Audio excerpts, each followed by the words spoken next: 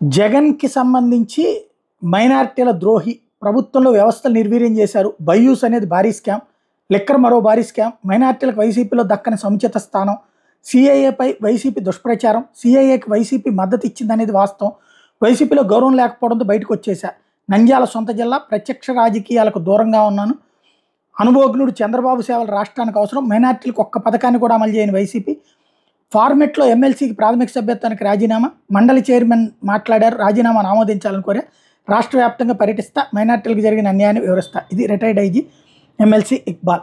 ఇది 2 సార్లు ఎమ్మెల్సీ పదవి ఇచ్చారు. ఇంకోటి సిఐఏ అమలు చేసిన రోజున రాజీనామా చేయాలి కదా. ఇంకొకటి మైనార్టీలకి దోచి పెడుతున్నాడు జగన్ అని చెప్పి ఓ పక్కన భారతీయ జనతా పార్టీ వాళ్ళు చెప్పి తెలుగుదేశంతో పొత్తు పెట్టుకుంటే, అదే మైనార్టీలకు అన్యాయం జరిగిందని ఈయనేమో ఇట్లా చెప్తున్నాడు. మైనార్టీలను నెత్తిన పెట్టుకున్నాడు జగన్ అన్ని, ఓ పక్కన బీజేపీ గొడవ చేస్తూ తెలుగుదేశంతో పొత్తు పెట్టుకుంది. ఇటు ఈయనేమో మైనార్టీలకు అన్యాయం జరిగిందంటున్నారు. టోటల్గా నమ్ముతారా జనం? ఒక జంగా కృష్ణమూర్తి, 2 ఈయన లాంటి వాళ్ళు మాట్లాడితే, రామచంద్రయ్య పదవులు పొంది, పదవులు ఏం లేకపోతే మాకు అన్యాయం జరిగింది అనొచ్చు, పదవులు పొంది మాకేం లేదు అన్యాయం జరిగిందంటే నమ్ముతారా జనం?